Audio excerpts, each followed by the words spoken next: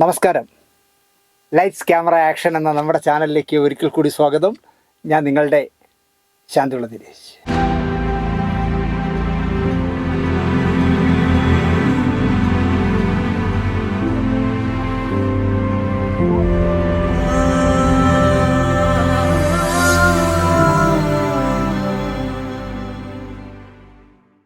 ഫോട്ടോയ്ക്ക് പിന്നിൽ എന്നുള്ള സെഗ്മെൻറ്റിലാണ് ഇന്നത്തെ കഥ പറയുന്നത്. എന്നെ ഒരുപാട് സമയം അതിൽ തന്നെ ആ ഫോട്ടോയിൽ തന്നെ നോക്കിയിരിക്കേണ്ടി വന്നു എനിക്ക്. ഒരു മനുഷ്യനും ആ ഗതികേട് ഉണ്ടാവരുതേ എന്ന് അറിയാതെ എൻ്റെ മനസ്സ് പറഞ്ഞു പോയി. ഈ സ്റ്റോറി ചെയ്യാനായിട്ട് അതിൻ്റെ ഒരു ഔട്ട്ലൈൻ ഉണ്ടാക്കിക്കൊണ്ടിരിക്കുമ്പോൾ എനിക്ക് തന്നെ അതിശയം തോന്നി, ഇങ്ങനെയും മനുഷ്യരുണ്ടോ ഈ ഭൂമിയിലെന്ന്.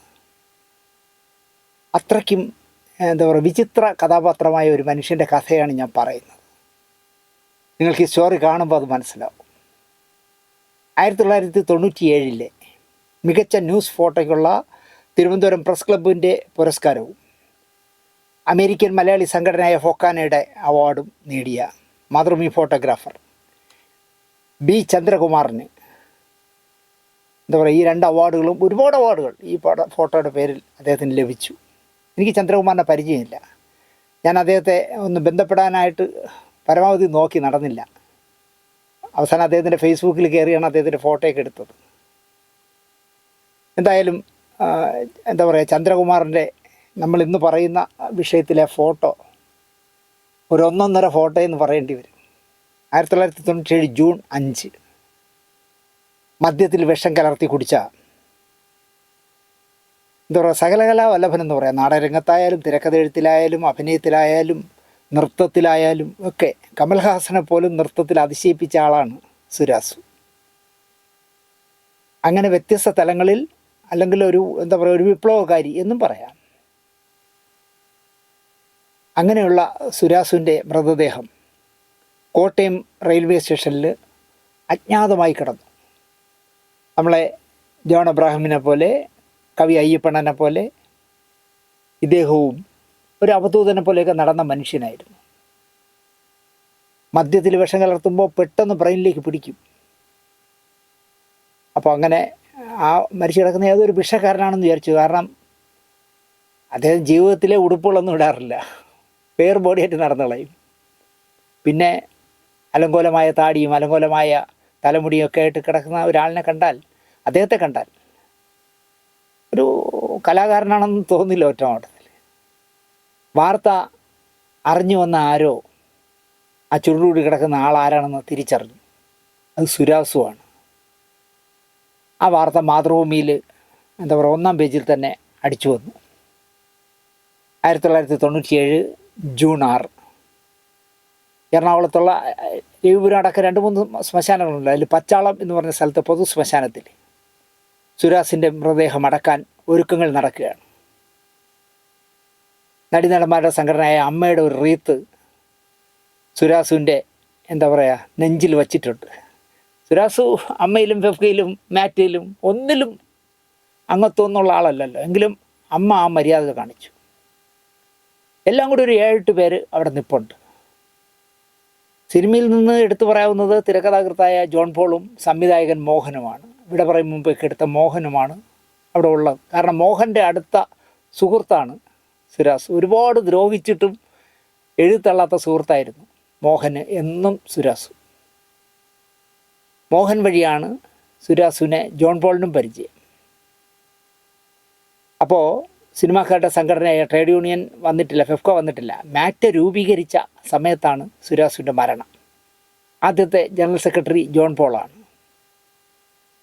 MG സോമനും ജൂബിലി ജോയി തോമസും കൂടി കോട്ടയം റെയിൽവേ സ്റ്റേഷനിൽ വന്നപ്പോൾ അനാഥമായി കിടക്കുന്ന മൃതദേഹം സുരാസുവിൻ്റേതാണെന്ന് തിരിച്ചറിയുന്നു. MG സോമനാണ് ജോൺ പോളിനെ വിളിച്ച് വിവരം പറഞ്ഞത്.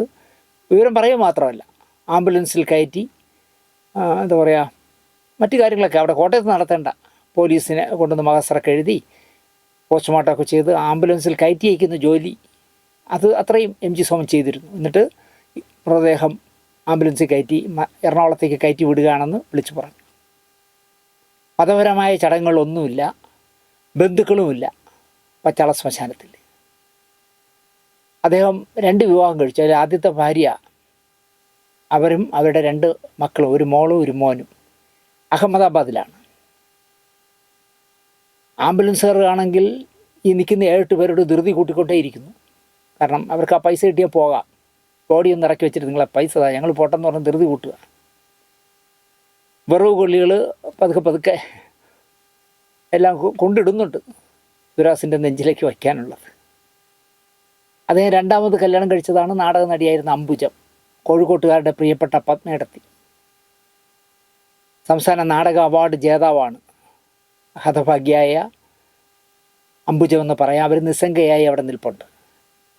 മകൻ അഹമ്മദാബാദിൽ നിന്ന് തിരിച്ചിട്ടുണ്ട് എന്നുള്ള മെസ്സേജ് കിട്ടി. മകൻ വരും, ഭാര്യയും വരുന്നില്ല, മകളും വരുന്നില്ല. മകൾ ഹൈദരാബാദിലെന്തോ ആണ്.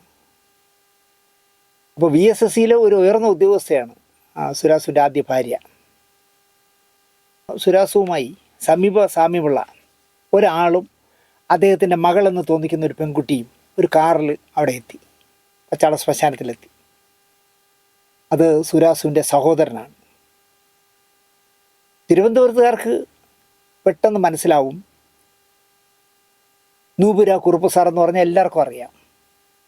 തിരുവനന്തപുരത്ത് പൂജപ്പുരയിൽ നൂപുര എന്ന് പറഞ്ഞ ഒരു വലിയ പ്രസ്ഥാനമുണ്ട്. ഡാൻസും കഥകളിയും ഒക്കെ പഠിപ്പിക്കുന്ന ഒരു വലിയ ഒരു സ്ഥാപനമുണ്ട്. അതിൻ്റെ തലവനാണ് ഈ പറയുന്ന രവീന്ദ്രനാഥ കുറുപ്പെന്നാണ് അദ്ദേഹത്തിൻ്റെ യഥാർത്ഥ പേര്. പക്ഷേ അറിയുന്നത് നൂപുര കുറുപ്പെന്നാണ്.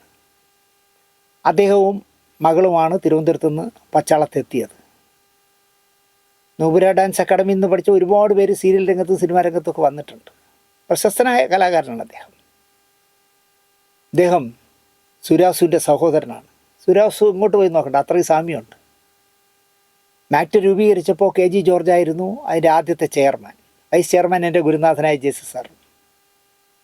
സുരാസുമായി നല്ല അടുപ്പമുള്ള ആളാണ് ജോർജ് സാർ. പക്ഷേ അക്കാലത്ത് ജോർജ് സാർ താമസിക്കുന്നത് തിരുവനന്തപുരത്താണ്. ജോൺ പോളിൻ്റെ കാറ് അഹമ്മദാബാദിൽ നിന്നും വരുന്ന സുരാസുവിൻ്റെ മകനെ പിക്ക് ചെയ്യാനായിട്ട് എയർപോർട്ടിലേക്ക് പോയിട്ടുണ്ട്. സുരാസുവിൻ്റെ മകൻ്റെ പേര് സ്റ്റാലിൻ എന്നാണ്. സുരാസു അങ്ങനെ രസകരമായ ഒരുപാട് കാര്യങ്ങൾ ചെയ്തിട്ടുണ്ട്. മകൻ്റെ പേരിൽ പോലും പുതുമയുണ്ട്. സ്റ്റാലിൻ എന്നാണ് അദ്ദേഹത്തിൻ്റെ പേര്. സ്റ്റാലിനെ കൂട്ടിക്കൊണ്ടുവരാനായിട്ട് ജോൺ പോളിൻ്റെ കാറ് എയർപോർട്ടിൽ കാത്തു നിൽക്കുകയാണ്. സമയം എഴഞ്ഞെഴിഞ്ഞ് നീങ്ങുകയാണ്. അതുവരെ ചെയ്ത പാവങ്ങൾക്കുള്ള ശിക്ഷ കണക്കെ സുരാസു മകനെ കാത്ത് കിടന്നു. ജോൺ പോളിൻ്റെ കാറ് കടന്നു വന്നു. അതിൽ നിന്ന് ഒരു യുവാവ് ഇറങ്ങി. അയാളാണ് ഞാൻ നേരത്തെ പറഞ്ഞ സ്റ്റാലിൻ, സുരാസുവിൻ്റെ മകൻ. ഡോക്യുമെൻ്ററിയൊക്കെ ചെയ്യുന്ന സംവിധായകനായിരുന്നു അക്കാലത്ത്. ഇപ്പോൾ എന്ത് ചെയ്യുന്നു എന്ന് എനിക്കറിയില്ല. അറിയപ്പെടുന്ന ഡോക്യുമെൻ്ററി സംവിധായകനാണ്. കാറിൽ നിന്നിറങ്ങുമ്പോൾ സ്റ്റാലിൻ കാണുന്ന കാഴ്ച അച്ഛൻ സുരാസു ഒരു കാറിൽ ചാരി നിൽക്കുന്നു എന്നുള്ളതാണ്. അച്ഛൻ മരിച്ചു എന്ന് പറഞ്ഞപ്പോൾ എന്നെ ഫോൺ ചെയ്ത് പറഞ്ഞത് എന്നെ ആരോ പറ്റിച്ചതാണോ എന്ന് ഒരു നിമിഷം സ്റ്റാലിന് തോന്നി. കാരണം അച്ഛൻ കാർ ചാരി നിൽക്കുന്നു, ആരോ തന്നെ പറ്റിച്ചതായിരിക്കും എന്ന് ആദ്യം ആ മനസ്സ് പറഞ്ഞു. അതോ അച്ഛൻ മരിച്ചു എന്ന് എന്നെ വിളിച്ച് പറഞ്ഞതാണോ എന്നായിരുന്നു സ്റ്റാലിൻ്റെ സന്ദേഹം. സ്റ്റാലിനാകെ കൺഫ്യൂഷനായി.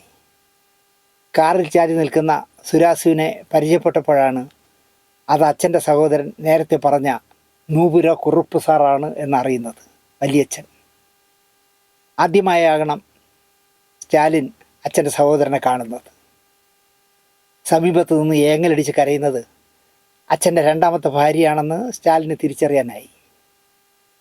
അവരല്ലെങ്കിൽ മറ്റൊരാൾ അച്ഛന് വേണ്ടി ഇങ്ങനെ കരയില്ലല്ലോ.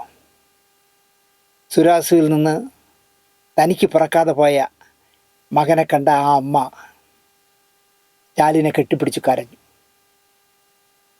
എറണാകുളം പച്ചാള ശ്മശാനത്തിൽ സുരാസു എന്ന വിപ്ലവകാരി അല്ലെങ്കിൽ തീവ്രവാദി മിനിറ്റുകൾ കൊണ്ട് എരിഞ്ഞടങ്ങി. ആരായിരുന്നു സുരാസു എന്ന ബാലഗോപാലക്കുറുപ്പ്? കലാകാരനാകാൻ, വിപ്ലവകാരിയാകാൻ, മദ്യത്തിന് അടിമപ്പെടണമെന്ന മിഥ്യാധാരണയിൽ ജീവിതം സ്വയം ഹോമിച്ച, തിരുത്തണമെന്ന് സ്വയം വാശി പിടിച്ചിട്ട് തിരുത്താനാകാതെ പോയ ഹതഭാഗ്യന്മാരിൽ ഒരാളായിരുന്നു സുരാസു. 1996 ജൂൺ 6 കോട്ടയത്ത് പോസ്റ്റ്മോർട്ടം കഴിഞ്ഞ സുരാസുവിൻ്റെ മൃതദേഹം എറണാകുളത്തേക്ക് ആംബുലൻസിൽ കയറ്റി വിട്ടു എന്നുള്ള വാർത്ത പത്രക്കാർ പറഞ്ഞു, സിനിമാക്കാർ പറഞ്ഞു. ഏത് ശ്മശാനത്തിലേക്കെന്ന് ആദ്യം ആർക്കും പറയാനായില്ല. പിന്നെ അറിഞ്ഞു പച്ചാളം ശ്മശാനത്തിലാണ് അടക്കമെന്ന്. സംഭവം അറിഞ്ഞ മാതൃഭൂമിയുടെ ഫോട്ടോഗ്രാഫർ ബി ചന്ദ്രകുമാർ പച്ചാളത്തേക്ക് ബൈക്ക് ഓടിച്ചു ചെന്നു. സ്ട്രെച്ചറിൽ ഒന്നും അറിയാത്തവനെ പോലെ കിടക്കുന്ന സുരാസുവിനെ കണ്ടു ആദ്യം. അപ്പോഴാണ് സുരാസുവിൻ്റെ തലയ്ക്ക് പിറകിൽ കരിക്കട്ട കൊണ്ട് കോറിയിട്ട ഒരു ശ്രീ പരമേശ്വരൻ്റെ വലിയൊരു പോർട്രേറ്റ് പോലുള്ള ഒരു വലിയ പടം ആരോ കരിക്കട്ട കൊണ്ട് വരച്ചാണ്. ശ്മശാനത്തിൽ ഈ ചുടലഭസ്മൊക്കെ വാരി ദേഹത്ത് പൂശി താണ്ഡവ നൃത്തമാടുന്ന ആളായതുകൊണ്ടാണോ എന്ന് എനിക്കറിയില്ല. വരച്ച ആൾ എന്തായാലും അവിടെ ശ്രീകൃഷ്ണനെയൊന്നും അല്ല വരച്ചു വെച്ചത്, പരമശിവനായിരുന്നു. അപ്പോൾ സുരാസ് കിടക്കുന്ന സ്ട്രെച്ചറിൽ കിടക്കുന്നതിൻ്റെ തലയുടെ നേരെ പുറകിൽ ആരോ ഫ്രെയിം ചെയ്ത് കൊണ്ടുവച്ചതുപോലെയാണ് പരമശിവൻ്റെ ചിത്രം. സൃഷ്ടിസ്ഥിതി സംഹാരമൂർത്തിയാണല്ലോ പരമശിവൻ. അവിടേക്ക് വന്ന സുരാസുവിൻ്റെ അഹമ്മദാബാദിലുള്ള ആദ്യ ഭാര്യ പത്മയിലുള്ള മകൻ സ്റ്റാലിൻ അച്ഛൻ്റെ അടുത്തേക്ക് വന്നു. ISRO ഉദ്യോഗസ്ഥയായ പത്മയോട് ജോലി രാജിവെച്ച് തന്നോടൊപ്പം അരാജക ജീവിതത്തിലേക്ക് വരാൻ ബാലഗോപാലക്കുറുപ്പ് എന്ന വിവാഹം കഴിക്കുമ്പോൾ എയർഫോഴ്സ് ഉദ്യോഗസ്ഥനായിരുന്നു. നിങ്ങൾ ആലോചിച്ച് നോക്കൂ, എയർഫോഴ്സിലെ ഉദ്യോഗസ്ഥനായിരുന്നു, ഭാര്യ ISROയിലൊരു വലിയ ഉദ്യോഗസ്ഥയാണ്.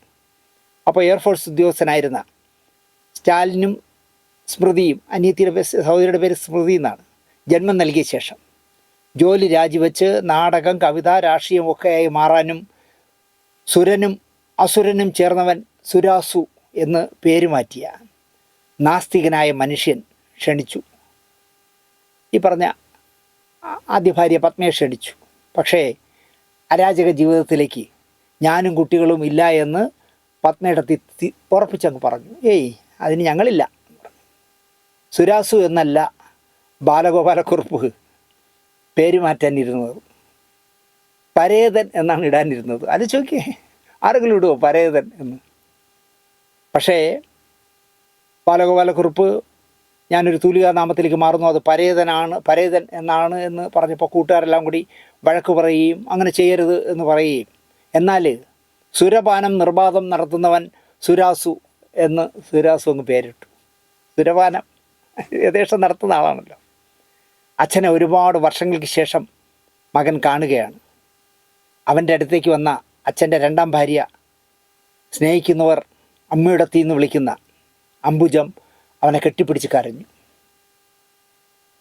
അപ്പോൾ ഇത്തരം സന്ദർഭങ്ങളിലാണ് ചില ഫോട്ടോഗ്രാഫർമാർക്ക് അവിസ്മരണീയമായ മുഹൂർത്തങ്ങൾ വീണ് കിട്ടുന്നത്. മറ്റൊരു പത്രത്തിൻ്റെയും ഫോട്ടോഗ്രാഫർമാർ അവിടെ ഇല്ലായിരുന്നു. അവർ അറിഞ്ഞിട്ട് വരാത്തതാണ് ഏത് സുരാസു എന്ത് സുരാസു. സുരാസുവിനെ അറിയാമെങ്കിലേ പോയിട്ട് കാര്യമുള്ളൂ. അല്ലെങ്കിൽ ചന്ദ്രകുമാർ എന്ന് പറഞ്ഞ ഫോട്ടോഗ്രാഫറുടെ ഭാഗ്യമായിരിക്കാം. വേറെ ആരും ഇല്ലായിരുന്നു അവിടെ. ഇപ്പോൾ ഈ ഡിജിറ്റൽ യുഗമല്ല, അന്ന് ഫിലിമിട്ട് ഷൂട്ട് ചെയ്യേണ്ടതല്ലേ, ഫോട്ടോ എടുക്കേണ്ടേ, സ്നാപ്പ് എടുക്കേണ്ടതല്ലേ. പെട്ടെന്ന് ചന്ദ്രകുമാറിൻ്റെ മനസ്സിലൂടെ ഒരു ഫ്രെയിം കടന്നുപോയി. അതായത് സ്ട്രെച്ചറിൽ കിടക്കുന്ന, കണ്ണടച്ച് കിടക്കുന്ന സുരാസ്, തൊട്ട് പുറകിൽ കെട്ടിപ്പിടിച്ച് കരയുന്ന അദ്ദേഹത്തിൻ്റെ ആദ്യ ഭാര്യയും, ആദ്യ ഭാര്യയിലുണ്ടായ മകനും രണ്ടാം ഭാര്യയും, പുറകിൽ പരമശിവൻ. അപ്പോൾ ഇതിൽ രസം ഞാൻ നേരത്തെ പറഞ്ഞല്ലോ, അമ്മയുടെ സംഘടന വെച്ച റീത്ത് നെഞ്ചിൽ വച്ചിട്ടുണ്ട്. അമ്മയിൽ അംഗമല്ലെങ്കിലും ആരോ കൊണ്ടുവന്ന് റീത്ത് വച്ചിട്ടുണ്ട്. അതും വെച്ചാണ് സുരാസ് കിടക്കുന്നത്. പ്രസവിച്ചിട്ടില്ല എങ്കിലും മകനെ കണ്ടപ്പോൾ അണപൊട്ടി ഒഴിയുക സങ്കടക്കടൽ തുടയ്ക്കാൻ മകൻ്റെ നെഞ്ചിലേക്ക് വീണ അമ്മ, പിന്നിലെല്ലാം കണ്ടു നിൽക്കുന്ന പരമശിവൻ. ചന്ദ്രകുമാറിൻ്റെ ക്യാമറയിൽ 2 സ്നാപ്പുകൾ പെട്ടെന്ന് ജന്മം കൊണ്ടു. ചക്ക് രണ്ട് സ്നാപ്പ് എടുത്തു. ഇതിനിടയിൽ ഞാൻ പറയാൻ വിട്ടുപോയൊരു കാര്യം എന്താണെന്ന് ചോദിച്ചാൽ, സുരാസു ആത്മഹത്യ ചെയ്തു എന്ന വാർത്ത വന്ന മാതൃഭൂമി അമ്മൂട്ടത്തിയുടെ ഇടതുവശത്തെ കയ്യിലിരിപ്പുണ്ട്. മാതൃഭൂമി ഫോട്ടോഗ്രാഫർ എടുക്കുന്ന ഫോട്ടോയിലും മാതൃഭൂമി പത്രം കൂടി കഥാപാത്രമാകുമ്പോൾ സംഗതി എന്തായാലും ബോണസാണെന്ന് പറയാം. ക്രിയേറ്റ് ചെയ്ത് എടുക്കാൻ പറ്റാത്ത വർണ്ണനകൾക്കും അപ്പുറം സംസാരിക്കുന്നൊരു സ്നാപ്പ് കിട്ടിയ സന്തോഷവുമായി ചന്ദ്രകുമാർ തൻ്റെ ബൈക്ക് കല്ലൂരിലേക്ക് പായിച്ചു. മാതൃഭൂമി കല്ലൂരിലാണല്ലോ. ആർക്കും കിട്ടാത്തൊരു സ്നാപ്പ് എനിക്ക് കിട്ടിയല്ലോ എന്നുള്ള സന്തോഷത്തിലാണ് ചന്ദ്രകുമാർ ബൈക്കെടുത്ത് പോകും. അത് ചില ഫോട്ടോഗ്രാഫർമാർക്ക് ചില സന്ദർഭങ്ങളിൽ കിട്ടുന്ന അപൂർവമായ ഭാഗ്യമാണത്. ബൈക്ക് ഓടിക്കുമ്പോഴും പച്ചാളം ശ്മശാനത്തിൽ കണ്ട കാഴ്ച ചന്ദ്രകുമാറിൻ്റെ മനസ്സിൽ പിന്തുടർന്നുകൊണ്ടേയിരുന്നു. വളർന്ന ശേഷം കണ്ടിട്ടില്ലാത്ത ജരാന്തര ബാധിച്ച അച്ഛനെ ആത്മഹത്യ ചെയ്ത നിലയിൽ കാണേണ്ടി വരുന്ന ഹതഭാഗ്യനായ മകൻ, കലാകാരിയായി പേരും പ്രശസ്തിയും ഒക്കെ ഉണ്ടാക്കിയ ശേഷം പുരോഗമന ആശയങ്ങൾക്ക് പിന്തുണയേകി ജീവിച്ച അംബുജം എന്ന അമ്മയുടത്തി എന്തിനാവും ദുരിതം പേർന്ന ജീവിതത്തെ ഏറ്റുവാങ്ങി സുരാസുവിൻ്റെ രണ്ടാം ഭാര്യയായി എന്നും ചന്ദ്രകുമാർ ആലോചിച്ചു. സുരാസുവിൻ്റെ മകനെ കെട്ടിപ്പിടിച്ച് കരയുമ്പോൾ താൻ അനാഥയായി മകനെ എന്നാകുമോ ആ കരച്ചിലിൻ്റെ അർത്ഥം? അങ്ങനെ ആവാനുള്ള സാധ്യത. നാളെ മുതൽ എനിക്ക് ആരുമില്ലാതായില്ലേ, കുട്ടികളില്ല, ദ്രോഹിയാണെങ്കിലും സുരാസും പോയില്ലേ. ആരാകും ഈ ചുടലഭസ്മം ദേഹം മുഴുവൻ വാരിപ്പൂശുന്ന ശ്രീ പരമേശ്വരൻ്റെ ചിത്രം കരിക്കട്ട കൊണ്ട് പച്ചാളം ശ്മശാനത്തിൽ വരച്ചിട്ടത് എന്ന് ചന്ദ്രകുമാർ ചിന്തിച്ചിരിക്കും. ചന്ദ്രകുമാർ ഓഫീസിലെത്തി. ഡാർക്ക് റൂമിൽ കയറി ലൈറ്റ് ഓഫാക്കി ഫിലിം ക്യാമറയിൽ നിന്ന് പുറത്തെടുത്തു.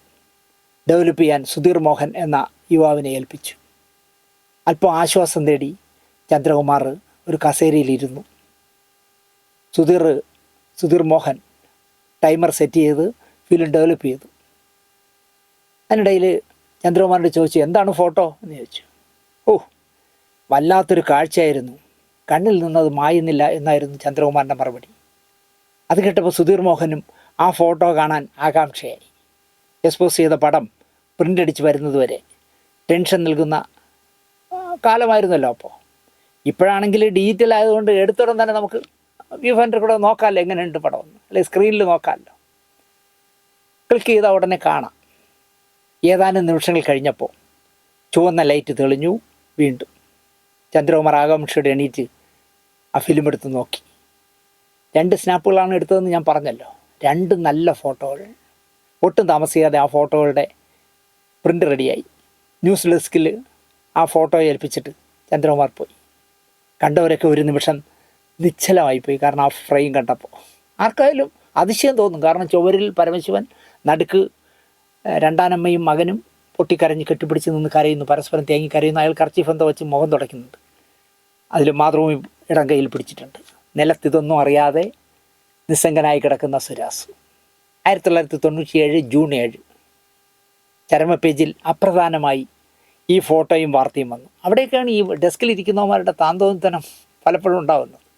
ഇത്രയും മനോഹരമായൊരു ഫോട്ടോ മറ്റ് പത്രങ്ങൾക്ക് കിട്ടാതെ ചന്ദ്രകുമാറിന് മാത്രം കിട്ടുമ്പോൾ ആ ഫോട്ടോയ്ക്ക് ഇത്രയും ലൈഫ് ഉണ്ടെന്ന് കാണുമ്പോഴെങ്കിലും ആ ഫോട്ടോ മാതൃഭൂമി പത്രത്തിൻ്റെ ഫ്രണ്ടിൽ വരേണ്ടതല്ലേ. പിന്നെ ഈ പത്രസ്ഥാപനങ്ങളല്ലേ എല്ലാവരും അങ്ങോട്ടും ഇങ്ങോട്ടുമൊക്കെ പാരകളായിരിക്കും. യവൻ്റെ ഈ ഫോട്ടോ ഇട്ട് താഴെ ഫോട്ടോ ബി ചന്ദ്രകുമാർ എന്ന് വെച്ച് കഴിയുമ്പോൾ യവൻ അങ്ങനെ വിലസണ്ട എന്ന് ചിലപ്പോൾ അന്നത്തെ ആ പേജൊക്കെ സെറ്റ് ചെയ്തവർക്ക് തോന്നിയിരിക്കാം, അല്ലെങ്കിൽ ആ ഡെസ്കിൽ ഇരുന്നവർക്ക് തോന്നിയിരിക്കാം. എന്തായാലും ചരമ പേജിൽ അപ്രധാനമായി ഈ ഫോട്ടോയും വാർത്തയും വന്നു. അതുകൊണ്ട് തന്നെ അർഹിക്കുന്ന പ്രാധാന്യം കിട്ടിയുമില്ല. അന്ന് വീരേന്ദ്രകുമാർ സാറൊക്കെ ഉള്ള കാലമാണ്. അപ്പോൾ ചന്ദ്രകുമാർ കംപ്ലയിൻ്റ് ചെയ്യണമായിരുന്നു എന്നാണ് എനിക്ക് പറയാനുള്ളത്. പക്ഷേ ആ ചിത്രം ഫൊക്കാനോ അവാർഡ് നേടിയപ്പോൾ ചർച്ചയായി. അമേരിക്കയിൽ നിന്ന് മലയാളികളുടെ സംഘടനയായ ഫൊക്കാനോ ഈ പടത്തെ അവാർഡ് നൽകി സ്വീകരിച്ചു എന്നറിയുമ്പോൾ തീർച്ചയായിട്ടും വലിയ വാർത്തയാവുമല്ലോ. അമേരിക്കൻ എക്സിബിഷനിൽ ആ ഫോട്ടോ കണ്ട സൂര്യകൃഷ്ണമൂർത്തി അവിടെ നിന്ന് വിളിച്ച് ചന്ദ്രകുമാറിനെ അഭിനന്ദിച്ചു. ചന്ദ്രകുമാർ, ഇത് വെറുമൊരു ഫോട്ടോ അല്ല കേട്ടോ. ഇത് കണ്ടപ്പോൾ ഒരു നിമിഷം ഞാൻ നിശ്ചലനായ പോലെ, ശ്വാസം കിട്ടാതെ നിന്നതുപോലെ നിന്നുപോയി എന്നായിരുന്നു സൂര്യകൃഷ്ണമൂർത്തിയുടെ കമൻറ്റ്. സുരാസു എന്ന കലാകാരനെ അറിയുന്നവർക്ക് ഈ ചിത്രം ഉൾക്കൊള്ളാനാവൂ. എന്തായാലും അഭിനന്ദനങ്ങൾ എന്നാണ് സൂര്യകൃഷ്ണമൂർത്തി ചന്ദ്രകുമാറിനോട് പറഞ്ഞത്. ഇതിൽ കൂടുതൽ എന്ത് അവാർഡ് കിട്ടണമെന്നേ സുരാസുവിനെ അറിയുന്നവർക്കേ മനസ്സിലാവുള്ളൂ ആ ഫോട്ടോയുടെ വില.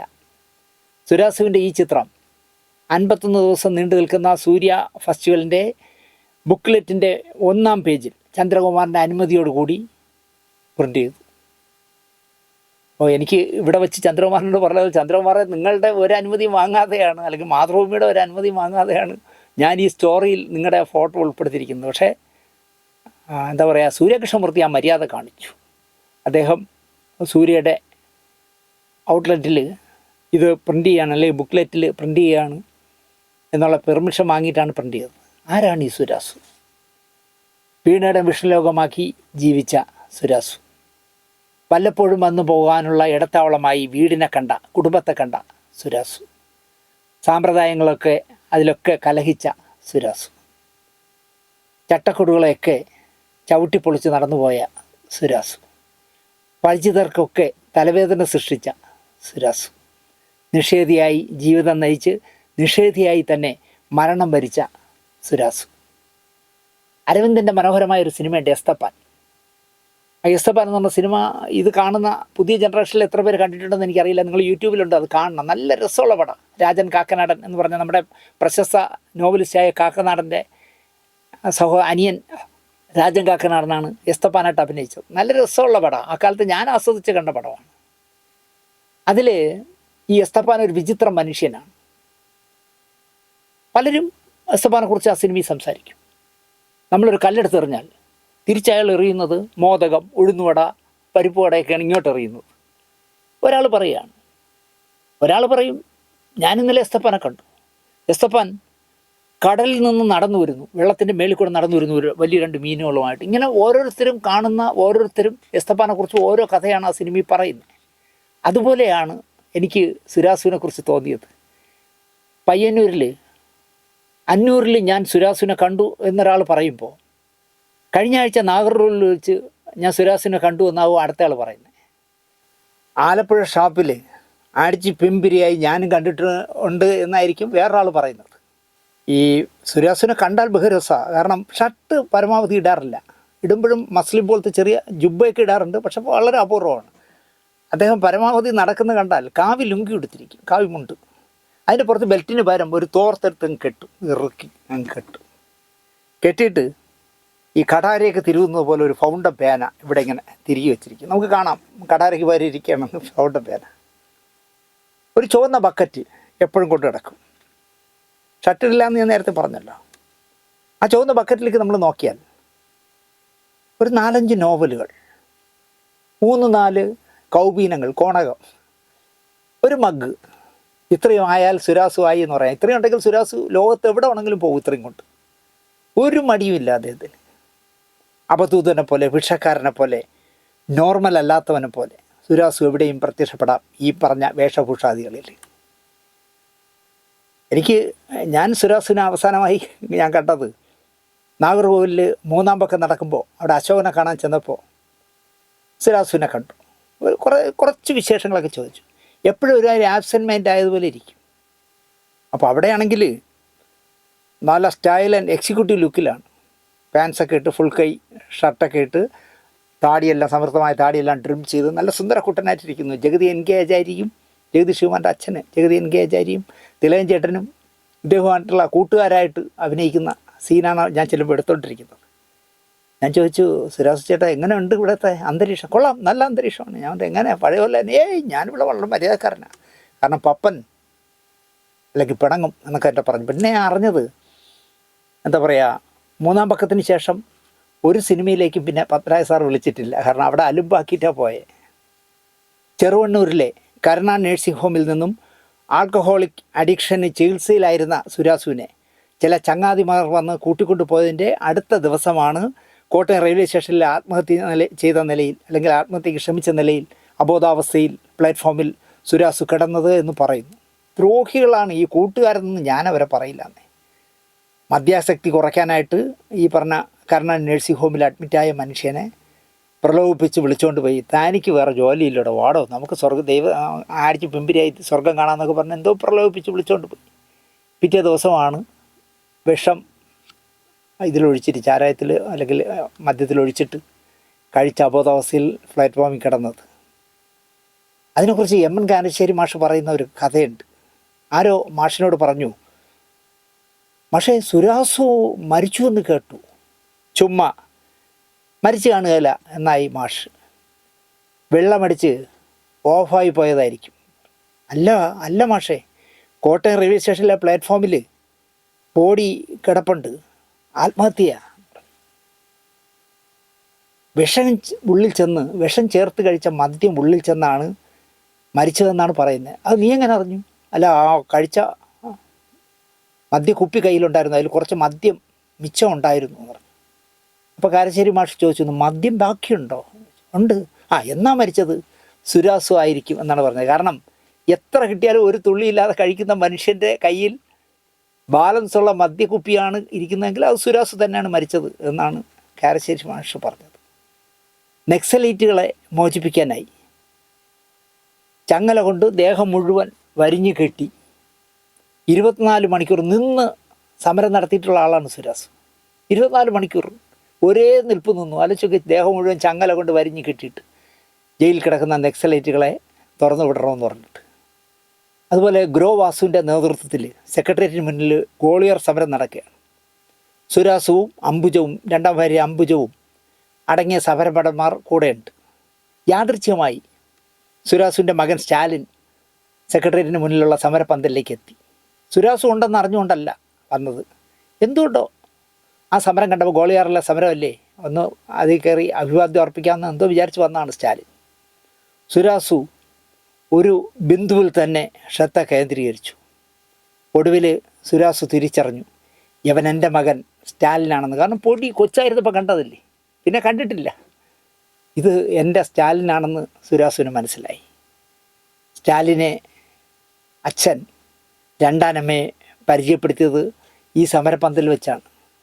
അംബുജത്തെ ആദ്യമായി സ്റ്റാലിൻ കാണുന്നത് സെക്രട്ടേറിയറ്റിലെ ഗോളിയർ സമരത്തിൻ്റെ പന്തലിൽ വെച്ചാണ്. നാടകകൃത്ത്, അഭിനേതാവ്, തിരക്കഥാകൃത്ത്, ആക്ടിവിസ്റ്റ്, എന്തൊക്കെ പറയുക, ഏതെല്ലാം തലങ്ങളിൽ സുരാസ് പ്രവർത്തിച്ചു. എയർഫോഴ്സ് ഉദ്യോഗസ്ഥനായിരുന്നു ബാലഗോപാലക്കുറുപ്പ്. റോയൽ ഫോറിൻ സർവീസിൽ ഉദ്യോഗസ്ഥനായ TG നായരുടെയും ശാരദയുടെയും മകനാണ് ബാലഗോപാലക്കുറുപ്പ്. ബർമ്മയിലാണ് ബാലഗോപാലക്കുറുപ്പ് എന്ന സുരാസ് ജനിച്ചത്. ചെർപ്പളശ്ശേരിയിൽ കുടുംബം താമസമാക്കി. കോഴിക്കോട് ഫാറൂഖ് കോളേജിൽ നിന്നാണ് പഠനം പൂർത്തിയാക്കിയത്. എയർഫോഴ്സിൽ ജോലി കിട്ടി. ജീവിതത്തിൽ ഞാൻ നേരത്തെ പറഞ്ഞല്ലോ 2 ഭാര്യമാർ. ആദ്യ ഭാര്യ പത്മ മേനോൻ, മകൻ സ്റ്റാലിൻ, മകള് സ്മൃതി, മകൻ സംവിധായകൻ, മകള് ഡോക്ടർ. രണ്ടാം ഭാര്യ അംബുജത്തിൽ മക്കളില്ല. കോഴിക്കോട് മുഖത്തെ നല്ല മനസ്സിൻ്റെ ഉടമകളായ ആൾക്കാർ സുരാസുവിന് താമസിക്കാനായിട്ട് ഒരു വീട് തരപ്പെടുത്തി കൊടുത്തു, സുരാസുവിനും അംബുജത്തിനും താമസിക്കാനായിട്ട്. ആ വീട്ടുമുറ്റത്ത് സുരാസു കഞ്ചാവ് നട്ടു. അത് തോരൻ വയ്ക്കാനുള്ള പച്ചച്ചീരയാണെന്ന് കരുതിയിട്ട് പാവം അംബുജ അല്ലെങ്കിൽ അമ്മൂട്ടത്തി ആ കഞ്ചാവ് ചെടിക്ക് കൃത്യമായിട്ട് വെള്ളവും വളവും നൽകി വളർത്തി. അവർ വിചാരിച്ചത് അത് പച്ചച്ചീരയാണെന്ന് വിചാരിച്ചു. അത്രയും ശുദ്ധയായ ഒരു പാവ സ്ത്രീയല്ലേ. കറി വയ്ക്കാൻ പാകത്തിൽ അത് വളർന്നപ്പോൾ അതിനെ അമ്മൂട്ടത്തി പിഴുതെടുത്തു. അത് കണ്ട സുരാസുവിൻ്റെ സമനില തെറ്റി. വളവും വെള്ളമൊക്കെ ഇട്ടപ്പോൾ പുള്ളി മിണ്ടിയില്ല, പക്ഷേ അതിന് പിഴുതെടുത്തപ്പോൾ അദ്ദേഹത്തിൻ്റെ കൺട്രോൾ പോയി. സുരാസു ചെയ്തത് ആ വീടിന് തീ കൊളുത്തി. ഏത് താമസിക്കാനായിട്ട് മുഖത്തുള്ള ഒരു ശ്രദ്ധയായി കൊടുത്ത വീടിനെ തീ കൊളുത്തി. എന്നിട്ട് അംബുജത്തിൻ്റെ കയ്യും പിടിച്ച് മുക്കം അങ്ങാടിയിലൂടെ പ്രതിഷേധമായി നടന്നു.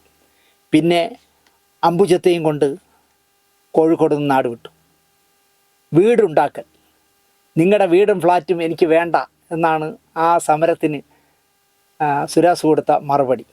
2 പെഗ്ഗടിച്ചാൽ ഞാൻ ഫ്ലാറ്റാവും, അതുകൊണ്ട് എനിക്കാണോ നീയൊക്കെ വീടുണ്ടാക്കുന്നത് എന്നാണ് ചോദിച്ചത്. കാരണം ഞാൻ ഫ്ലാറ്റാണ്, പിന്നെ എനിക്കൊരു ഫ്ലാറ്റ് എന്തിന് എന്നാണ് സുരാസ് ചോദിച്ചത്. കവിതയും നാടകവും സമന്വയിപ്പിച്ച് മൊഴിയാട്ടം എന്ന കലാരൂപം ഉണ്ടാക്കി. സുരാസുവിൻ്റെ വിശ്വരൂപം 1977 കേരള സാഹിത്യ അക്കാദമി അവാർഡ് നേടി. അപ്പോൾ അവാർഡ് വാങ്ങാനായിട്ട് സിനിമയിൽ തന്നെയുള്ള മോഹൻ്റെയും അമ്പിളിയുടെയൊക്കെ സിനിമകളിൽ ഒരുപാട് നല്ല വേഷങ്ങൾ ചെയ്ത കാട്ടൂർ ബാലൻ എന്ന് പറഞ്ഞ നല്ല മനുഷ്യനാണ് ബാലേട്ടൻ. കാട്ടൂർ ബാലനെയും വിളിച്ചുകൊണ്ട് അവാർഡ് വാങ്ങാനായിട്ട് വന്നു മദ്രാസിൽ. അന്ന് കേരള സാഹിത്യ അക്കാദമിയുടെ സെക്രട്ടറി എന്ന് പറയുന്നത് പവനനാണ്. വന്നെന്തോ പ്രശ്നം ഉണ്ടാക്കി പവനനുമായിട്ട് തെറ്റിയിട്ട് പറഞ്ഞാൽ എന്നാൽ നിൻ്റെ പുല്ല അവാർഡ് എനിക്ക് വേണ്ട എന്ന് പറഞ്ഞിട്ട് രണ്ടുപേരും കൂടെ തിരിച്ചുപോയി. വിശ്വരൂപം നിരവധി അവാർഡുകൾ നേടി. 1985 സുരായണം എന്ന തൻ്റെ ആത്മകഥ സുരാസു എഴുതി. PN മേനോൻ 1973 സംവിധാനം ചെയ്ത ദർശനം എന്ന് പറഞ്ഞ സിനിമയിലാണ് ആദ്യമായിട്ട് സുരാസു അഭിനയിച്ചത്. അത് കഴിഞ്ഞ് ബേബിയുടെ ശംഖുപുഷ്പം എന്ന് പറഞ്ഞ സിനിമയിൽ നിർമ്മാല്യമടക്കം കുറച്ച് സിനിമകൾ ചെയ്തെങ്കിലും എനിക്ക് സിനിമയിൽ നിൽക്കാൻ കഴിയില്ല എന്ന് മനസ്സിലായ അധ്യാപകനായിരുന്ന സുകുമാരൻ ഞാനിനി ഇവിടെ നിൽക്കുന്നില്ല, ഞാൻ ദുബായിൽ ഭാഗ്യം തേടി പോവുകയാണ്, അല്ലെങ്കിൽ ഗൾഫ് രാജ്യങ്ങളിൽ ഭാഗ്യം തേടി പോവുകയാണെന്ന് തീരുമാനിച്ച സമയത്താണ് ബേബി ശംഖുപുഷ്പം എന്ന് പറഞ്ഞ സിനിമ തുടങ്ങുന്നത്. ആ സിനിമയുടെ കഥ എഴുതിയിരിക്കുന്നത് മീശ വിജയനാണ്, നടൻ മീശ വിജയൻ. വേറൊരു ഹതഭാഗ്യം, അതിൻ്റെ തിരക്കഥ എഴുതിയിരിക്കുന്നത് സുരാസുവാണ്. എല്ലാമായി ഷൂട്ടിംഗ് തുടങ്ങാറായപ്പോൾ മീശ വിജയന് മഞ്ഞപ്പിത്തമോ അങ്ങനെ എന്തോ വന്ന് അഭിനയിക്കാൻ പറ്റാത്ത അവസ്ഥയായി. ആ വേഷം സുകുമാരന് കൊടുത്തു. ശംഖുപുഷ്പം എന്താ പറയുക, നിലവാരമുള്ള നല്ല സിനിമയും നല്ല വിജയവുമായിരുന്നു. അവിടെയാണ് സുകുമാരനൊരു താരമായും വളരുന്നത്. അതുകൊണ്ട് തന്നെ സുകുമാരൻ മരിക്കുന്നതുവരെയും ഗുരുനാഥനായി കണ്ട ഏക ആൾ സുരാസുവായിരുന്നു. സുരാസുമായിട്ട് ഭയങ്കര അഭേദ്യമായ ബന്ധമായിരുന്നു സുകുമാരന്. ബേബി സുമതി ശംഖുപുഷ്പത്തിലൂടെയാണ് എന്താ പറയുക, മികച്ച ബാലതാരത്തിനുള്ള ആ വർഷത്തെ അവാർഡ്, സംസ്ഥാന അവാർഡ് നേടിയത്. 1997 ജൂൺ 4 കോട്ടയം റെയിൽവേ പ്ലാറ്റ്ഫോമിൽ മദ്യത്തിൽ വിഷം കലർത്തി അബോധാവസ്ഥയിൽ കിടക്കുമ്പോൾ സുരാസുവിനെ ആരും തിരിച്ചറിയാതെ പോയി എന്ന് ഞാൻ നേരത്തെ പറഞ്ഞു. ആരും തന്നെ തിരിച്ചറിയരുത് എന്ന് സുരാസുവിന് എപ്പോഴും ഒരു തീരുമാനമുണ്ടായിരുന്നു. എവിടെ പോയാലും സുരാസു ആരെയും പരിചയപ്പെടുത്തില്ല താൻ ആരാണെന്ന്. എന്നെ ആരും അറിയണ്ട എന്നായിരുന്നു. മരണത്തിൽ പോലും സുരാസു അത് നിലനിർത്തി എന്നുള്ളതാണ്. മുക്കത്ത് അഗസ്ത്യാൻ മൊഴി എന്ന് പറഞ്ഞ ഒരു സ്ഥലമുണ്ട്, പുഴയുടെ തീരത്ത്. ഈ അഗസ്ത്യാൻമൊഴിയിലെ ആൽത്തറയിൽ ആരും ഇരിക്കരുത്, അപകട സ്ഥലമാണ് എന്ന് പോലീസ് ബോർഡ് വെച്ചു.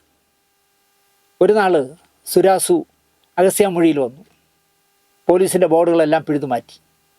എന്നിട്ട് ആൽത്തറയിൽ കയറി നിന്ന് ആരോടൊന്നില്ലാതെ സുരാസു പ്രസംഗിച്ചു. ആൽത്തറയിൽ ഇരിക്കരുതെന്ന് പറയരുത്, ആൽത്തറ ഇരിക്കാനുള്ളതാണ്. പുഴയിൽ കുളിക്കരുതെന്ന് പറയരുത്, കാരണം പുഴ കുളിക്കാനുള്ളതാണ്. ഇങ്ങനെ പ്രസംഗം നീണ്ടു പോകുന്നതിനിടയിൽ ആരോ പോലീസ് സ്റ്റേഷനിൽ വിളിച്ചു പറഞ്ഞു, ഒരു വട്ടൻ ഇതാ ഇവിടെ നിങ്ങളെ ബോർഡിനെല്ലാം വലിച്ചു പിഴുത് കളഞ്ഞിട്ട് അവിടെ ഒന്ന് പ്രസംഗിക്കുകയാണെന്ന് വിളിച്ചു പറഞ്ഞു. പോലീസ് എത്തി പൊക്കി. പോലീസ് ജീപ്പ് കയറ്റി കൊണ്ടുപോകുമ്പോഴും ഈ പറഞ്ഞ ആൽത്തറയിൽ ഇരിക്കരുത് എന്ന് പറയരുത്, കാരണം ആൽത്തറ ഇരിക്കാനുള്ളതാണ്. പുഴയിൽ കുളിക്കരുത് എന്ന് പറയരുത്, പുഴ കുളിക്കാനുള്ളതാണെന്നുള്ള ഒരു പ്രത്യേക ടൂണിൽ പറഞ്ഞുകൊണ്ടേ ജീപ്പിലിരുന്നു. അല്ല പോലീസ് പിടിച്ചുകൊണ്ട് പോയാൽ എതിർപ്പൊന്നുമില്ല. പുള്ളി കൂളായിട്ട് അതിനകത്ത് എങ്ങനെ ഇരുന്നു. അരമണിക്കൂർ കഴിഞ്ഞപ്പോൾ മുക്കം അങ്ങാടിയിൽ പോലീസുകാർ ജീപ്പിൽ കൊണ്ടുവന്ന് സുരാസുവിനെ ഇറക്കിയിട്ട് പോയി. കാരണം സ്റ്റേഷനിൽ കൊണ്ടുപോയപ്പോഴാണ് അറിയുന്നത് സകലകലാവല്ലഭനായ സുരാസു എന്ന് പറഞ്ഞ മനുഷ്യനാണ് ഈ കലാകാരൻ എന്ന് പറഞ്ഞപ്പോൾ പെക്കോളാൻ പറഞ്ഞു, ഞാൻ പോകില്ല, ഞാൻ പോകണമെങ്കിൽ എന്നെ നിങ്ങൾ എവിടെ നിന്ന് പിടിച്ചുകൊണ്ട് വന്നാൽ അവിടെ കൊണ്ടാക്കണമെന്ന് പറഞ്ഞു. അങ്ങനെ സുരാസുവിനെ പിടിച്ചെടുത്തതിനെ കൊണ്ട് വിട്ടു. അത് നിങ്ങൾ ആലോചിച്ച് നോക്കൂ, തലവേദന ഉണ്ടാവുണ്ടെന്ന് പോലീസുകാർക്ക് തോന്നിക്കാണും. കാരണം രാത്രിയും പകലുമായിരുന്നു. സുരാസുവിന് എന്തോന്ന്, സുരാസ് വിചാരിച്ച് അവിടെ തന്നെ കിടക്കാമെന്ന്. അപ്പോൾ എന്താ പറയുക, പോലീസുകാർ എന്നെ കൊണ്ടുവന്ന് ഈ പറഞ്ഞ ആ ആൽത്തറയുടെ അവിടെ കൊണ്ട് വിട്ടു. ഇതാണ് സുരാസുവിൻ്റെ മോഡൽ. സ്ഥാനമാനങ്ങൾ, പണം, തൻ്റെ നിലനിൽപ്പ് ഒന്നും സുരാസു ഒരിക്കലും ചിന്തിച്ചിട്ടേയില്ല. പി എൻ മേനോൻ്റെ ദർശനത്തിൽ തുടങ്ങിയ അഭിനയം, സുരാസു കാക്കത്തിക്കാവിലെ അപ്പൂന്ന താടികൾ, മനോഹരമായ സിനിമയുമാണ്. ഇയാൾക്ക് വലിയ വേഷവുമാണ് സുരാസുവിന്. ഈ ഭിക്ഷാടനം നടത്തുന്ന നേതാവായിട്ട് വലിയ വേഷമായിരുന്നു. നിർമാല്യം, ചായം, കുട്ടിച്ചാത്തൻ, കല്യാണപ്പന്തൽ, ചട്ടമ്പി കല്യാണി, ലവ് ലെറ്റർ, സൃഷ്ടി, കാമധേനു, ശംഖുപുഷ്പം, നിറകുടം, രാജപരമ്പര എന്ന് തുടങ്ങി ഒരുപാട് സിനിമകളിൽ സുരാസു അഭിനയിച്ചു. ശംഖുപുഷ്പം, നിറകുടം, 2 പെൺകുട്ടികൾ, സൂര്യകാന്തി, ഞാൻ നിന്നെ പ്രേമിക്കുന്നു, ഇത്രയും പടങ്ങൾക്ക് തിരക്കഥ എഴുതി. കെ.ആർ. മോഹൻ്റെ സ്വരൂപം, ഒരു കൊച്ചു ഭൂമി കുലുക്കം, വിട പറയാൻ മാത്രം, നമുക്ക് പാർക്കാം മുന്തിരിത്തോപ്പുകൾ മുതലായ സിനിമകളിൽ ഡബ് ചെയ്തു, ശബ്ദം കൊടുത്തു. ഇനി അടുത്ത രസകരമായ കാര്യം എന്താണെന്ന് ചോദിച്ചാൽ, ഇന്നസെൻറ്റും ഡേവിഡ് കാച്ചപ്പള്ളിയും കൂടെ ചേർന്ന് സിനിമ നിർമ്മിക്കാനായിട്ട് ഒരു ബാനർ ഉണ്ടാക്കി. ബാനറിനൊരു നല്ല പേര് വേണം, അവർ തന്നെ കണ്ടെത്തി. ഇന്നസെൻ്റാണ് കണ്ടെത്തിയെന്നാണ്, ശത്രു ഫിലിംസ്. കാരണം മിത്രമൊന്നും ഇടണ്ട, എപ്പോഴായാലും നമ്മൾ ശത്രുക്കളാവുമെന്ന് ദീർഘവീക്ഷണമുള്ള ഇന്നസെൻറ്റിന് തോന്നിക്കാണും. അപ്പോൾ ശത്രു ഫിലിംസിൻ്റെ ആദ്യത്തെ സിനിമ സംവിധാനം ചെയ്യുന്നത് അവരെ കൂടെ പഠിച്ച ഈ 2 പേരോടൊപ്പം ചങ്ങാതിയായ സംവിധായകൻ മോഹനാണ്. തിരക്കഥ ജോൺ പോളാണ് എഴുതുന്നത്. ഭൂരിഭാഗവും ജോൺ പോൾ എഴുതി തീർത്തു. അപ്പോൾ അദ്ദേഹം ഫെഡറൽ ബാങ്കിൽ ഉദ്യോഗസ്ഥനായിരുന്നു ആ കാലത്ത്. അപ്പോൾ ലീവില്ല, അതുകൊണ്ട് പെട്ടെന്ന് അദ്ദേഹത്തിന് മടങ്ങണം. അപ്പോൾ ജോൺ പോളിന് തന്നെ പേഴ്സണലായിട്ട് അറിയാവുന്ന ഒരു വിവാഹമോചനം നേടിയ ഒരു സുഹൃത്തിൻ്റെയും മറ്റൊരാളിൻ്റെയും അനുഭവം വച്ചുണ്ടാക്കിയതാണ് കഥ. മാധവൻകുട്ടിയായിട്ട് മനോഹരമായി നസീർ സാർ അഭിനയിച്ച പടമാണ്. ഭാര്യ സുധയായിട്ട് ലക്ഷ്മിയും ഡോക്ടർ തോമസ് ഊട്ടിയായിട്ട് ഭരത് ഗോപിയും സേവ്യറായിട്ട് നെടുമുടി വേണു അഭിനയിക്കും. വേണുവിന് സംസ്ഥാന അവാർഡ് കിട്ടിയ, നെടുമുടി വേണുചേട്ടന് സംസ്ഥാന അവാർഡ് കിട്ടിയ സിനിമയാണ്. അപ്പോൾ പൂർത്തിയാകാത്ത സ്ക്രിപ്റ്റിൻ്റെ കുറച്ച് ഭാഗം ഇനി എഴുതാനുള്ളൂ. അത് പൂർത്തിയാക്കാനായിട്ട് പെരുമ്പടവൻ ശ്രീധരൻ സാറിനെ വിളിച്ചു. പെരുമ്പടവും മോഹനും നല്ല ബന്ധമാണ്, അതുകൊണ്ടാണ് വിളിച്ചത്. പക്ഷേ എന്തുകൊണ്ടോ ആ ചർച്ചയിൽ വന്ന ശേഷം അതിൻ്റെ ബാക്കി എഴുതാൻ നിൽക്കാതെ പെരുമ്പടവും പോയി. പിന്നാലെ സുരാസു എത്തി. എഴുതാതിരിക്കാനുള്ള ഒരു പഴുതും സുരാസു ഒഴിവാക്കില്ല എന്നാണ് ജോൺ പോൾ സുരാസിനെ കുറിച്ച് പറയുന്നത്. സുരാസുവും പിണങ്ങിപ്പോയി. എന്നാലും സംവിധായകൻ മോഹന് വളരെ പ്രിയപ്പെട്ടവനായിരുന്നു സുരാസു. കമൽഹാസൻ്റെ പ്രിയപ്പെട്ട സുഹൃത്തായിരുന്നു സുരാസു. നർത്തകനായ സുരാസുവിനെയാണ് കമൽഹാസന് ഇഷ്ടം. കമൽ തൻ്റെ സിനിമയ്ക്ക്, ഒരു സിനിമയ്ക്ക് അദ്ദേഹം ഇട്ട പേര് തന്നെ വിശ്വരൂപം എന്നല്ലേ. എനിക്ക് തോന്നുന്നു സുരാസുവിൻ്റെ ആ എന്താ പറയുക പുതുമയുള്ള പ്രോഗ്രാമിൽ നിന്ന് എടുത്തതായിരിക്കണം വിശ്വരൂപം ഒന്നിടാൻ കാരണം എന്ന് തോന്നുന്നു. അല്ലെങ്കിൽ സുരാസുവിനോടുള്ള സ്നേഹം കൊണ്ടായിരിക്കും, മരിച്ചുപോയ സുഹൃത്തിനെ ഓർക്കാൻ വേണ്ടിയായിരിക്കാം വിശ്വരൂപം എന്നിട്ടത്. സുരാസുവിൻ്റെ വിശ്വരൂപം എന്നെ ഏറ്റവും ആകർഷിച്ച നാടകങ്ങളിൽ ഒന്നാണ് എന്നാണ് എം ടി വാസുദേവൻ നായർ പറഞ്ഞിട്ടുള്ളത്. ഒരിക്കൽ സുരാസു ജോൺ പോളിനെ വിളിച്ചു. ജോണേ, എനിക്കൊന്ന് കാണണം എന്ന് പറഞ്ഞു. ഞാൻ എറണാകുളം നോർത്തിലെ മെൻറ്റോർ എന്ന് പറഞ്ഞ ലോഡ്ജിലുണ്ട്. എത്ര പേർക്ക് അറിയാമെന്ന് എനിക്കറിയില്ല. എലൈറ്റിൻ്റെ നേരെ എതിർവശത്ത് മെൻറ്റോർ എന്ന് പറഞ്ഞു. ഞാൻ ആദ്യമായിട്ട് വർക്ക് ചെയ്യാൻ പോയ ഊഴം എന്ന് പറഞ്ഞ സിനിമയ്ക്ക് ഈ മെൻറ്റോറിലാണ് താമസിച്ചത്. എനിക്കാണ് കൊച്ചി കോർപ്പറേഷൻ്റെ വകയാണെന്ന് തോന്നുന്നത്. ഇപ്പോൾ അത് ഒരു കുടികിടപ്പുകാർ പോലെ ആരൊക്കെയോ ഹിന്ദിക്കാരൊക്കെയാണ് അവിടെ താമസിക്കുന്നത്. ഇപ്പോൾ ആ ലോഡ്ജില്ല. 4-5 നിലയുള്ള ഒരുപാട് റൂമുള്ള സ്ഥലമാണ്. ഞാൻ മെൻറ്റോർ എന്ന് പറഞ്ഞ ലോഡ്ജിലുണ്ട്, കൂടെ അംബുജവും ഉണ്ട് എന്ന് ജാമ്യം എടുക്കുമ്പോൾ മുൻകൂട്ടി പറഞ്ഞു. അതായത് ഞാൻ ഒറ്റയ്ക്കാണെന്ന് പറഞ്ഞാൽ ജോൺ പോൾ വന്നില്ലെങ്കിലോ എന്ന് വിചാരിച്ചിട്ട് എൻ്റെ കൂടെ അംബുജു ഉണ്ട്, ഒന്ന് വരണം, എനിക്കൊന്ന് കാണണം എന്ന് പറഞ്ഞു. ജോൺ പോൾ കാണാൻ ചെന്നു. എനിക്ക് പോട്ട പള്ളിയിൽ പോയിട്ടെ ചാലക്കുടിയിൽ ധ്യാനമിരിക്കണം, കോഴിക്കോട്ടൊരു കൂരയെടുത്ത് എനിക്ക് എഴുതണം, ഞാൻ എന്തായാലും നന്നാവാൻ തീരുമാനിച്ചു. അതിൻ്റെ മുന്നോടിയായിട്ട് ആദ്യം പോട്ട പള്ളിയിൽ പോയിട്ട് ധ്യാനമിരിക്കണം എന്ന് പറഞ്ഞു.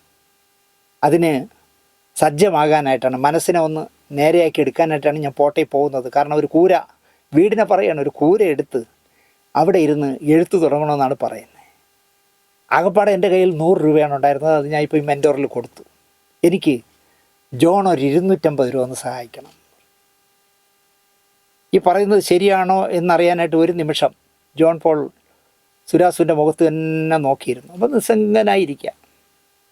ജോൺ പോൾ എന്ത് ചെയ്തെന്ന് വെച്ചാൽ 250 രൂപ ചോദിച്ച സുരാസുവിന് 500 രൂപ കൊടുത്തിട്ട് യാത്രയായി.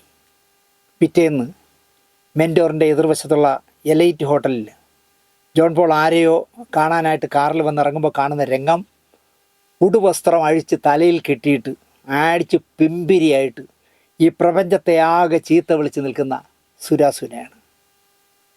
അങ്ങനെ ചീത്ത വിളിച്ച് നിൽക്കുന്ന സുരാസുവിനെ ഒന്ന് നോക്കിയിട്ട് ജോൺ പോൾ നടക്കാൻ തുടങ്ങിയപ്പോൾ തടഞ്ഞു നിർത്തിയിട്ട് സുരാസ് പറഞ്ഞത്, 250 രൂപ ചോദിച്ചാൽ 250 രൂപ തരണം, അതിന് പകരം 500 രൂപ തന്ന് വഴി തെറ്റിക്കരുതായിരുന്നു എന്നായിരുന്നു സുരാസുവിൻ്റെ മറുപടി. അത് ന്യായമായ കാര്യം. കാരണം ഞാനൊരു 250 രൂപ ചോദിച്ചു നന്നാവാൻ വേണ്ടി.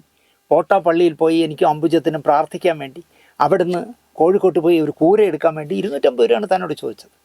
താൻ എനിക്ക് 500 തന്ന് എന്നെ വഴിതെറ്റിച്ചു എന്നാണ് സുരാസ് പറഞ്ഞത്.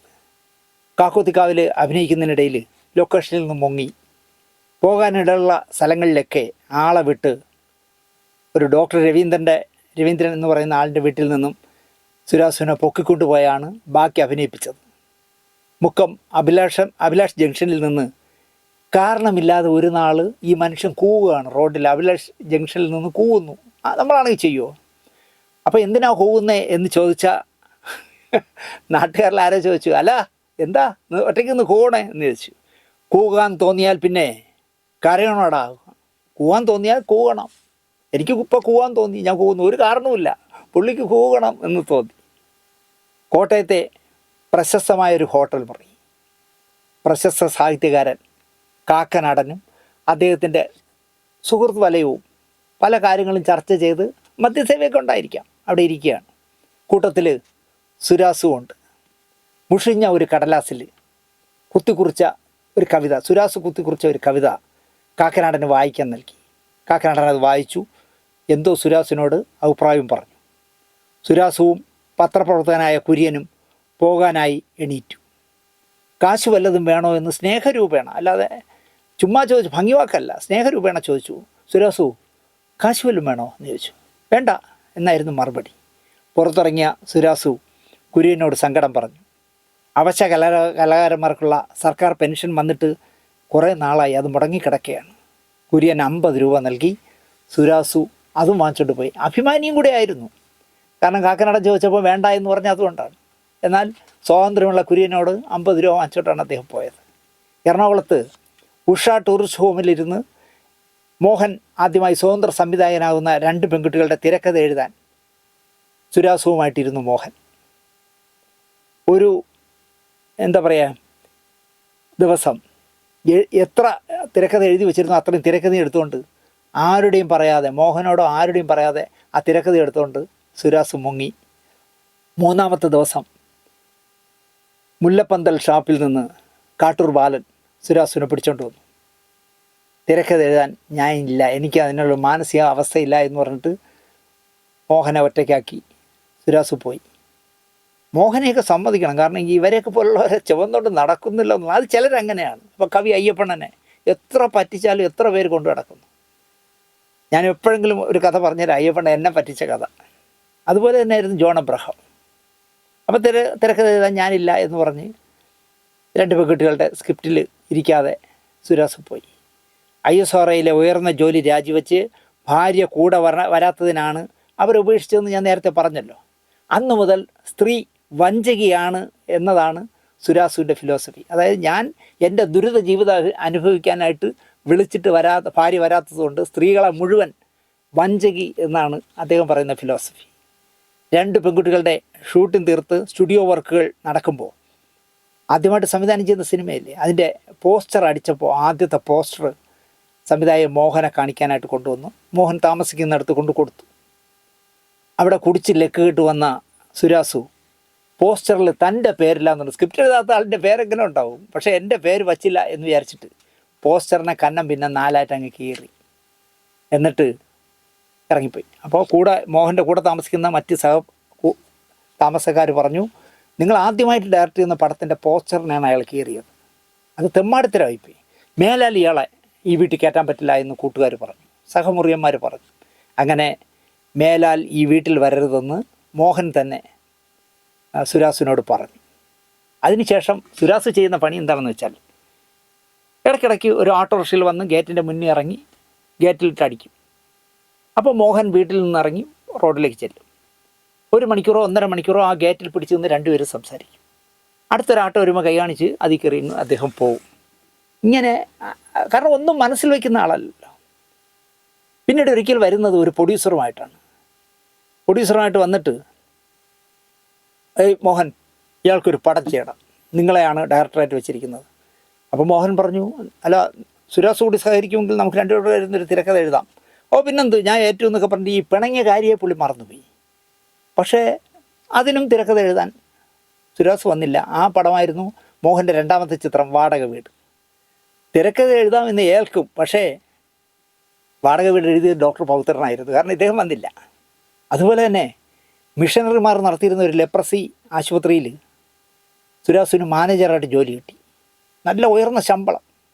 പക്ഷേ അവിടെ ഇരിക്കില്ലല്ലോ, അട്ടയെ പിടിച്ച് മെത്തേ കിടക്കില്ല എന്ന് പറയുമ്പോൾ സുരാസു ആ ജോലി ഉപേക്ഷിച്ചിട്ട് പോയി. പക്ഷേ ജീവിതത്തിൻ്റെ അവസാന കാലഘട്ടത്തിൽ കൊല്ലത്ത് ഒരു സെക്യൂരിറ്റി ഗാർഡായിട്ട് സുരാസു ജോലി ചെയ്തു എന്നുള്ളതാണ്. നമ്മൾ ഇത്രയും പറഞ്ഞ സ്ഥിതിക്ക് അദ്ദേഹത്തിൻ്റെ 2ാം ഭാര്യയായി കൂടിയ അംബുജം എന്ന് പറയുന്ന അമ്മൂട്ടത്തെക്കുറിച്ച് കൂടി പറയണം. അതുകൂടെ പറഞ്ഞാൽ ഈ കഥ പൂർത്തിയാവും. ശ്രദ്ധേയമായ ഒരുപാട് നാടകങ്ങളിൽ ശ്രദ്ധേയമായ വേഷങ്ങൾ ചെയ്ത നടിയായിരുന്നു ഈ പറയുന്ന അംബുജം. 18ാമത്തെ വയസ്സിൽ 1963 CL ജോസിൻ്റെ മകനെ നിനക്കുള്ള സമ്മാനമാണ് അവർ അഭിനയിച്ച ആദ്യത്തെ നാടകം. KT മുഹമ്മദിൻ്റെ സൃഷ്ടി എന്ന നാടകത്തിലൂടെ അവർ പ്രൊഫഷണൽ നാടക നടിയായി മാറി. കോഴിക്കോട് സംഗമം, കലിംഗ, ചിരന്തന, നിലമ്പൂർ ബാലൻ്റെ കളിത്തറ തുടങ്ങിയ നാടക ട്രൂപ്പുകളിൽ വർഷങ്ങളോളം പ്രധാന വേഷത്തിൽ അമ്മൂട്ടത്തി ഉണ്ടായിരുന്നു. നീണ്ട 16 വർഷം സുരാസുവിൻ്റെ ഭാര്യയായി ജീവിച്ചു. അവരെ ക്ഷമ സമ്മതിക്കണം. സർവ്വതും ത്യജിച്ച് സുരാസുവിനോടൊപ്പം കലാപ്രവർത്തനത്തിലും ദുരിതത്തിലും പട്ടിണിയിലും എല്ലാം കൂടിയ ആളായിരുന്നു അംബുജം. സുരാസുവിൻ്റെ വിട പറയലോടെ അവർ വിഷാദ രോഗിയായി മാറി. അപ്പോൾ എത്ര സുരാസുവിനെ അവർ സ്നേഹിച്ചിരിക്കുമെന്ന് നിങ്ങൾ ആലോചിച്ചു. സുരാസു വിഷം കഴിച്ച് മരിച്ചതിന് ശേഷം അവർ വിഷാദ രോഗിയായി മാറി. 1975 കേരള സംഗീത നാടക അക്കാദമിയുടെ മികച്ച നടിക്കുള്ള അവാർഡ് അംബുജം നേടിയിട്ടുണ്ട്. 1997 അജിതയുടെ അന്വേഷി എന്ന് പറഞ്ഞ സ്ത്രീ വിമോചന പ്രസ്ഥാനത്തിൻ്റെ അംഗമായി മാറി. 2002 നെയ്ത്തുകാരൻ എന്ന് പറഞ്ഞ സിനിമയിലാണ് ആദ്യമായിട്ടൊരു സിനിമയിൽ അഭിനയിക്കുന്നത്. പ്രിയനന്ദനൻ്റെ നെയ്ത്തുകാരൻ. ചില സീരിയലുകളിലും അവർ അഭിനയിച്ചു. അംബുജത്തിൻ്റെ ജീവിതകഥ KP റഷീദ് എന്ന് പറഞ്ഞ എഴുത്തുകാരൻ അല്ലെങ്കിൽ പത്രപ്രവർത്തകൻ കാറ്റ് നെയ്ത പായ്മരം എന്ന പേരിൽ മാധ്യമം വാരികയിൽ തുടർച്ചയായിട്ട് പരമ്പരയായിട്ട് എഴുതിയിരുന്നു. 2011 ജൂലൈ 6 66-ാമത്തെ വയസ്സിൽ കോഴിക്കോട് മുക്കത്ത് അംബുജം എന്ന് പറയുന്ന അമ്മൂട്ടത്തി അവസാനിച്ചു എന്ന് പറയാം. 1945 അഗസ്ത്യാർ മൊഴിയിൽ അച്ചുവിൻ്റെയും നാണിയമ്മയുടെയും മകളായിട്ടാണ് അവർ ജനിച്ചത്. 1945 ജനിച്ചു. 2011 ആരും അറിയാതെ അംബുജം എന്ന് പറഞ്ഞ അഭിനേത്രി വിട പറഞ്ഞു. ചിലപ്പോൾ സുരാസു ജീവിച്ചിരുന്നുവെങ്കിൽ അമ്മൂട്ടത്തി കുറച്ചു കാലം കൂടി ജീവിച്ചിരുന്നേനെ. ഒരു ഫോട്ടോയിൽ നിന്ന് ഇതിനൊരു കഥയുണ്ടല്ലോ എന്ന് പറഞ്ഞ് ആലോചിച്ച് ഒരു എപ്പിസോഡ് ചെയ്യാമെന്ന് ആലോചിച്ച് സുരാസു ആര്, അംബുജം ആര്, പത്മ എന്ന് പറഞ്ഞ ആദ്യ ഭാര്യ ആര്, അല്ലെങ്കിൽ സ്റ്റാലിൻ ആര്, സ്മൃതി ആര് എന്നൊക്കെയുള്ള ഇങ്ങനെ അന്വേഷിച്ചപ്പോൾ ഒരുപാട് ഓർമ്മകൾ വന്നതാണ് ഈ സ്റ്റോറിക്ക് ആധാരം. ഇനി എന്തൊക്കെ പറഞ്ഞാലും ശരി, എത്ര മിടുക്കനാണ് എന്നൊക്കെ പറഞ്ഞാലും ശരി, ഒരിക്കലും സുരാസുവിനെ പോലെ, ജോൺ എബ്രഹാമിനെ പോലെ, കവി അയ്യപ്പനെ പോലെ ജീവിതത്തെ അമ്മാനമാടുന്ന ആൾക്കാരായി ആരും മാറരുതേ എന്ന് പ്രാർത്ഥിച്ചുകൊണ്ട് ആഗ്രഹിച്ചുകൊണ്ട് മൺമറഞ്ഞു പോയ സുരാസുവിനും അമ്മൂട്ടത്തി എന്ന് സ്നേഹത്തോടെ എല്ലാവരും വിളിച്ചിരുന്ന അംബുജത്തിനും ആത്മാഞ്ജലി അർപ്പിച്ചുകൊണ്ട്. സ്റ്റാലിൻ ഇപ്പോൾ എവിടെ ഉണ്ടെന്നറിയില്ല. സ്റ്റാലിൻ ചിലപ്പോൾ സിനിമാ സംവിധായകനൊക്കെ ആയി മാറിയിരിക്കും. അഹമ്മദാബാദിലല്ലേ, നമുക്കറിയില്ലല്ലോ. എന്തായാലും സ്റ്റാലിനും സ്മൃതിയും അമ്മയും, അമ്മ പത്മജ എന്ന് പറഞ്ഞ അമ്മയും ഒക്കെ സുഖമായിരിക്കട്ടെ എന്ന് പ്രാർത്ഥിച്ചുകൊണ്ട് സുരാസുവിനും അംബുജത്തിനും നിത്യശാന്തി നേർന്നുകൊണ്ട് ഈ എപ്പിസോഡ് ഇവിടെ അവസാനിപ്പിക്കുന്നു. എല്ലാവർക്കും നല്ല നമസ്കാരം.